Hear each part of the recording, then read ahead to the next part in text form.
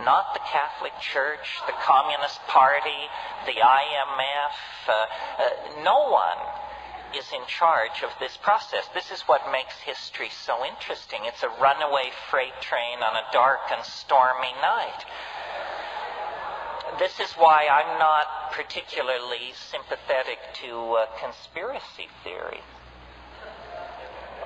Because I can't make the leap to faith that would cause you to believe anyone could get hold of the beast enough to control it. I mean, conspiracies, of course, we have conspiracies up the kazoo, but none of them are succeeding. They're all being swept away, compromised, astonished by new information, and endlessly agonized. So, two factors relating to Eros. The movement into complexity and the fact that that movement goes ever faster. And the second quality, the acceleration of the movement into novelty, leads me to the third point, which is, I suppose, more controversial. And I am frankly willing to admit that my sensitivity to this third point is based on my psychedelic experience. I mean, science is the exploration of the experience of nature without psychedelics. And I propose, therefore, to expand that enterprise and say we need a science beyond science. We need a science which plays with a full deck. And the reason the psychedelic experience is so important here is not some namby-pamby notion that it expands consciousness or it makes you more perceptive or something like that. I mean, that is all true, but it isn't strongly enough put. A cultural point of view is like a crystal.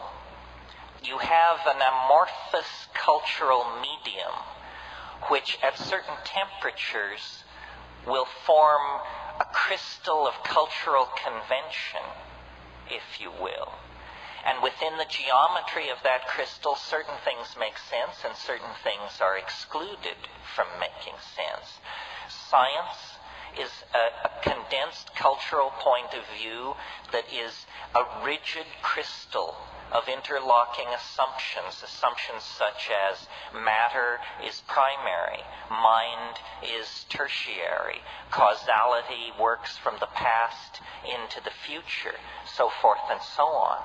What psychedelics do in terms of their impact on the physical brain and organism of human beings is they withdraw cultural programming. They dissolve cultural assumptions.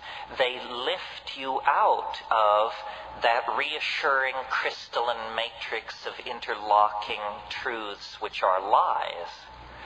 And instead, they throw you into the presence of the great who knows, the mystery that has been banished from Western thought since the rise of Christianity and the suppression of the mystery religions.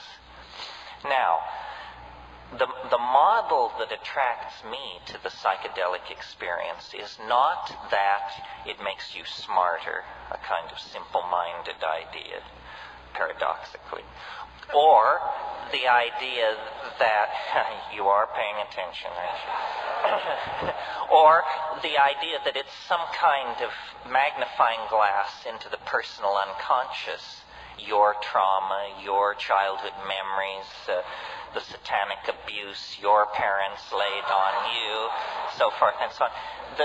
The model which I like is a geometric model and says simply that since the rise of the Greek alphabet, print, linear thinking, and science, we have become imprisoned in a causal universe of material connectivity, and that this is a cultural myth, as much as believing that we are the sons and daughters of the great father who got out of his canoe at the second waterfall to take a leak. I mean, these are just cultural myths. What is revealed through the psychedelic experience, I think, is a higher dimensional perspective on reality. And I use higher dimensional in the mathematical sense. Literally, you are lifted out of the plane of cultural assumptions and can look down with the kind of godlike understanding that one obtains when one flies in an airplane over a landscape previously only viewed from the ground. In other words, from the vantage point of the psychedelic experience, the cultural landscape is seen more nearly in its correct perspective, seen as historically bounded, spatially and intellectually bounded. Now, it's no coincidence that if you analyze biology, what it is, it's a kind of conquest of dimensionality. The earliest forms of life were probably slimes of some sort, stabilized on a clay surface, immobile, unable to perceive light, with no sense of time, merely a fingernail or a toehold in existence. And then if you look at the entire fossil record, what you see is the evolution of senses, sensory perceptors and organs of locomotion.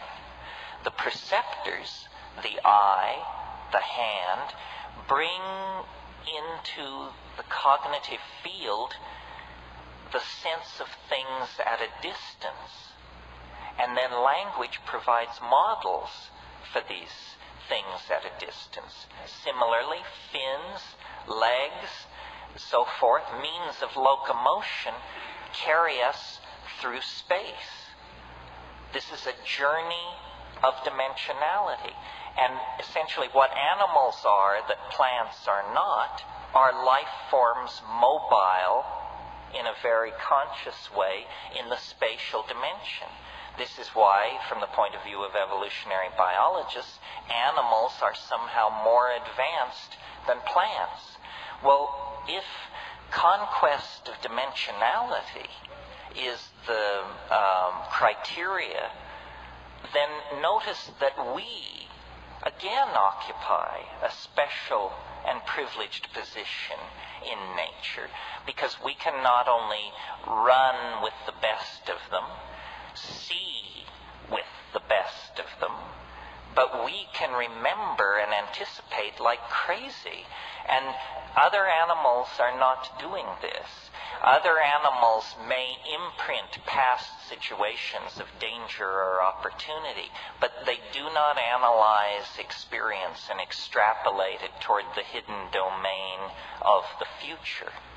And consciousness is the generalized word that we use for this coordination of complex perception to create a world that draws from the past and builds a model of the future, and then suspends the perceiving organism in this magical moment called the now, where the past is coordinated for the purpose of navigating the future.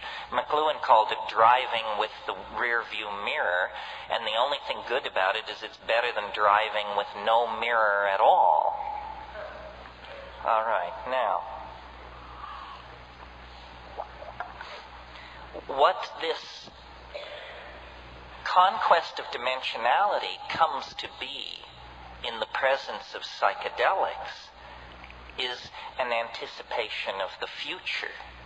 We can anticipate the future. We know within microseconds when the sun will rise.